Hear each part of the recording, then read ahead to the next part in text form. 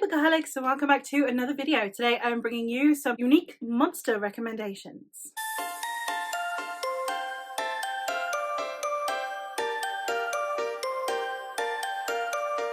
Obviously, we are heading into the Halloween season, and therefore I thought I would recommend some books that are monster-based, the typical Halloween costume style dress up. So I have a witchy book, a vampire book, a monster book, a werewolf book, a demon book, a ghost book, and one that encompasses multiple. I'm going to start out with the motherlode. I'm going to start out with the one that has a little bit of everything going on, and that would be Masters of Death by Olivia Blake. This one has werewolves, vampires, we have a medium who is the godson of death, we have death himself, we have reapers, the whole shebang. Basically, it's like a pick and mix for costumes. And in this story, we are following a vampire who is a realtor who is trying to sell a house that happens to be haunted, which means that she basically needs someone to get the ghost to pass on to the other side so she can have an easier time selling the house. Therefore, she summons a medium without knowing that he happens to be a fraud, but he also happens to be the godson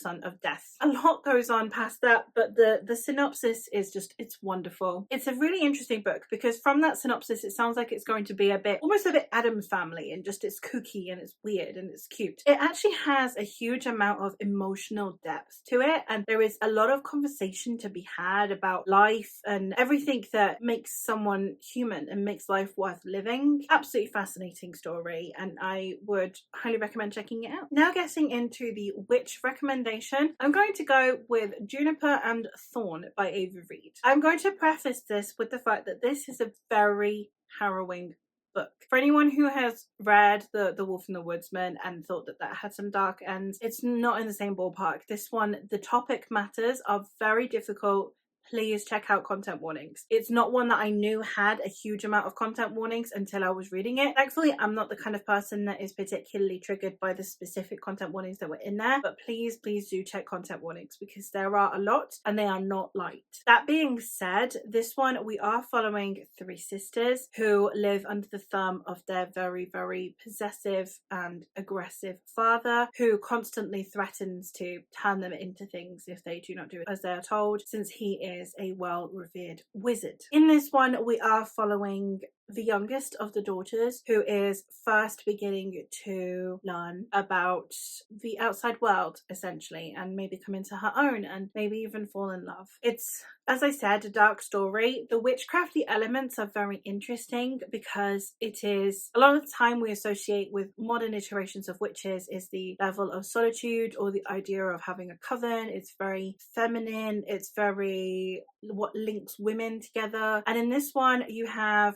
sisters who are fighting amongst themselves and who are in this abusive situation and therefore take it out on each other. We have their magic being used by their father for his own gain. Very harrowing, but an interesting depiction of witchcraft. For vampires, I have gone with The Book Eaters by Suya Dean. This is one that, again, not obviously vampiric as your usual lore. You know, it's not New Orleans, it's not Anne Rice, not Dracula. It's very much about the consumption side. In this world, there are book eaters, which are basically vampires, but they need to consume books to stay alive. However, occasionally amongst the book eaters, they will birth a mind eater, and therefore this being needs to consume minds for sustenance. Throughout this book, we are following a mother who has just recently had a son who is a mind eater, and therefore she runs away from her clan because they would take him from her. And she is now faced with the conundrum that is either she continues to feed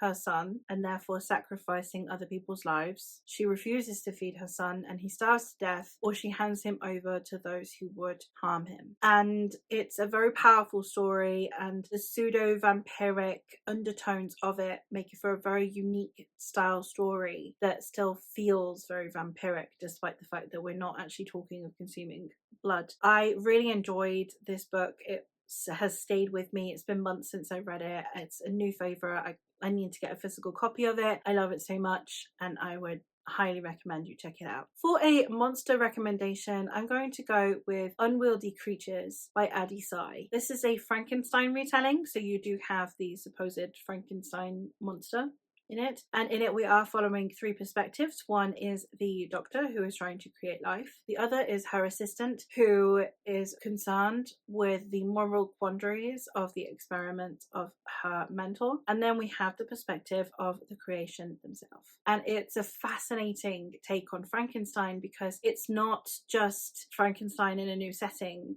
futuristic or gender bent. It is a new conversation around Frankenstein. It's less around the morality of God, which you discuss a lot in Frankenstein, and more around medical morality. I think it had some really interesting conversations and topics, and I think it's woefully underhyped. So I would again highly recommend you check it out if you are looking for a Frankenstein retelling and or a monster style book. For werewolves, I have gone down the epic fantasy route. So potentially not the Halloweeny season, but for anyone who doesn't seasonally read, but would kind of is participating in a readathon where you have to read about a werewolf or etc. and they are harder to come by outside of paranormal. I have the Tiger and the Wolf and the entirety of the Echoes of the Fall trilogy by Adrian Tchaikovsky. This one is the first book in a trilogy in which we are following a young woman whose father is the chief of the Wolf clan and her mother was the queen of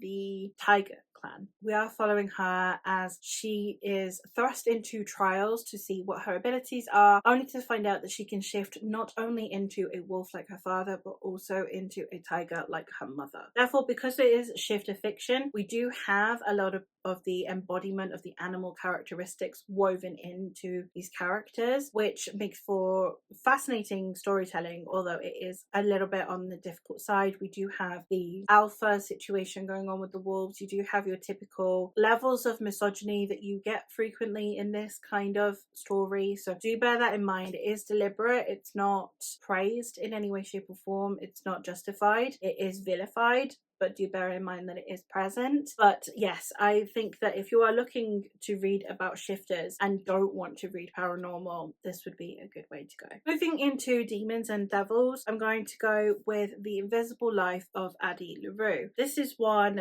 that we have someone literally making a deal with the devil or a demon, whatever you want to call them, and it's a little bit of a be careful what you wish for style story, but it doesn't take the toll the way that you'd expect it to. It doesn't just go down the route of never make a deal with the devil because you will regret it. It's more like, but what happens if you don't regret it? What happened? How long would you go not regretting it? And does every single person regret the same things? And it talks about the morality of it, etc. And I just think it was handled in a really fascinating way. If you're looking for like the crossroad demon myth in a way of like, be careful what you wish for and make sure you're careful who you're making deals with, but it's spun on its head, I would highly recommend checking it out. In this story, we are following Addie LaRue, who is being forced to marry against her will. Therefore, she makes a deal with the devil so that she can escape this fate that her family have decided for her. So he grants her wish, but it comes with the price that no one will ever remember her. As soon as she is out of sight, she is out of mind. People forget her until one day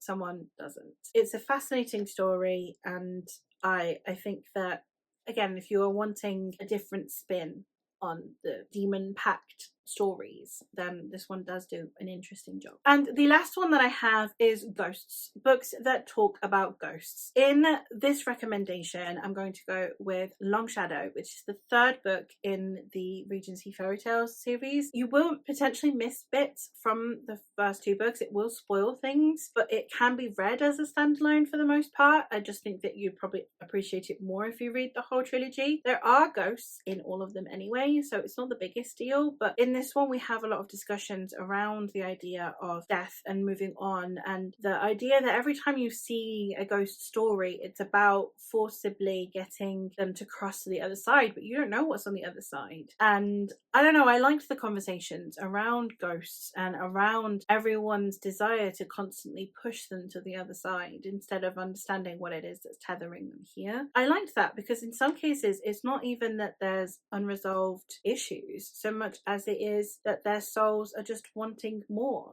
Young lives, for example, that just wanted a longer life. I really appreciated the discussions around that. We have Lord Longshadow, who is essentially the ferryman. He is the one that is in charge of life and death. And then we have our characters, one who works for Lord Longshadow and one who is very against his approach to forcibly pushing them onto the other side. So I really enjoyed this one, and I would highly recommend you check it out if you want an interesting discussion around ghosts. And there you have it. Those are some recommendations for some Halloweeny vibed books without being completely Halloweeny and without being your typical takes on these types of creatures. So let me know some recommendations that you have in the comments down below, and I will hopefully hear from you again soon.